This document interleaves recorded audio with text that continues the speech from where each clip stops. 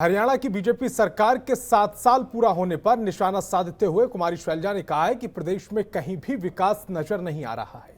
चंडीगढ़ में उन्होंने कहा 7 साल के दौरान खूब घोटाले हुए हैं और कई भर्ती परीक्षा पत्र लीक हुए, जो प्रदेश के बेरोजगार युवाओं के साथ खिलवाड़ है।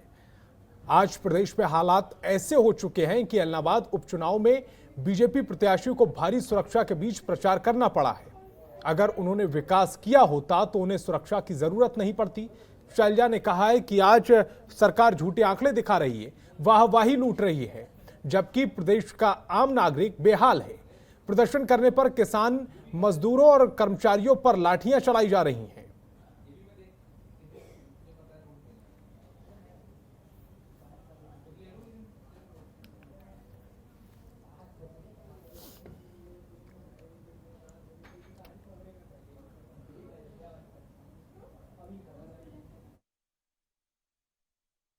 विकास तो कहीं नजर नहीं आ रहा। विकास नाम की कोई चीज नहीं। क्या कारण था?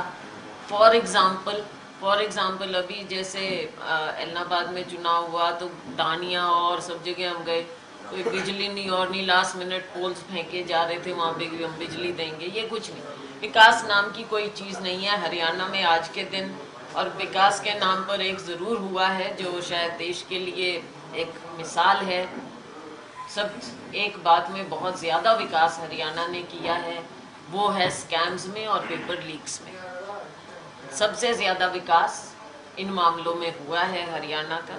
और हरियाणा के यूथ के साथ जो खिलवाड़ किया गया, अनएम्प्लॉयमेंट में विकास हुआ है,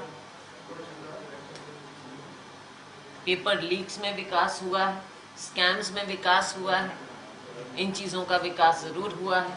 ये भी विकास हुआ है कि जनप्रतिनिधि लोगों के बीच में नहीं जा पा रहे।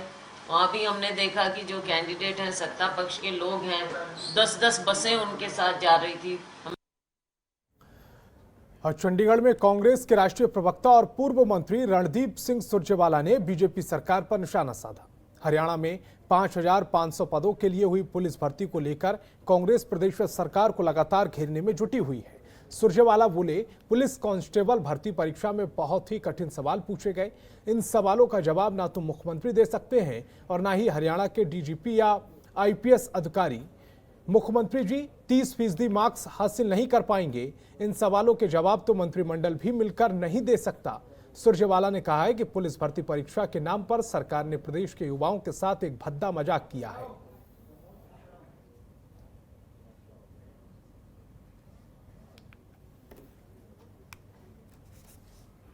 55 साल के हरियाणा को, हरियाणा वासियों को, सब देशवासियों को, खास तौर से प्रदेशवासियों को हरियाणा दिवस की ढेरों शुभकामनाएं। हमारी सरलता, सादगी और साफगोई, यही हरियाणवियों की पहचान है और ईश्वर से ये प्रार्थना है कि प्रगति के पथ पर सदैव हरियाणा बढ़ता रहे। आज जब हरियाणा 55 साल का हो गया है तो 55 साल में सबसे घोर युवा विरोधी सरकार भाजपा जजप्पा सरकार आज सत्ता में है। खट्टर सरकार और हरियाणा भर्ती सेल काउंटर यानी हरियाणा स्टाफ सिलेक्शन कमीशन ने एक बार फिर हरियाणा के युवाओं के गुण, उनकी काबिलियत और क्षमता का भद्दा मजाक उड़ाया है। और झज्जर में त्योहारी सीजन के चलते स्वास्थ्य विभाग भी बाजार में सक्रिय हो गया है और छापेमारी कर रहा है। इसी के चलते टीम शहर के विभिन्न हिस्सों में छापेमारी करने पहुंची, जहां टीम को एक हलवाई के गोदाम में फास्ट फूड तैयार होता हुआ मिला है। टीम ने पाया है कि जहां यह फास्ट फूड तैयार किया जा रहा था, वहां ना तो साफ सफाई थी और ना ही गुणवत्ता का ध्यान रखा जा रहा था। जांच टीम ने जब इस बारे में दुकान मालिक से लाइसेंस मांगा तो उसके पास फास्ट फूड तैयार करने का कोई लाइसेंस नहीं था, कोई कागजात नहीं थे। उसी समय टीम ने इस बारे में सख्ती बरतते हुए न सिर्फ संबंधित दुकानदार का लाइसेंस न होने पर नोटिस थमा दिया, बल्कि वहां तैयार की जा रही टोमेटो सॉस व फिंगर चिप्स के सैंपल भी ले लिए हैं।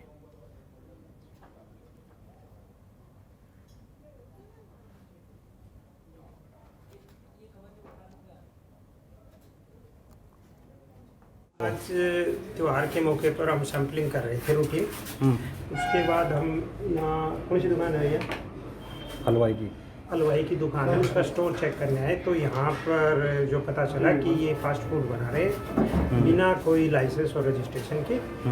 और तब यहाँ जाके हमने सैम्पलिंग देखी तो यहाँ अनहाइजीनिक कंडीशन है और हमने इनके 2 सैंपल ले लिए, एक सॉस का और एक फिंगर फ्राई का, और इनको रजिस्ट्रेशन और लाइसेंस बनाने का नोटिस दे दिया गया है और आगे की कार्रवाई इनकी रिपोर्ट आने पर होगी। तो इस बुलेटिन में फिलहाल इतना ही। आप देखते रहिए जनतंत्र टीवी। खबरों के निष्पक्ष विश्लेषण के लिए सब्सक्राइब करें Jantantra TV and press the bell icon. Never miss any update.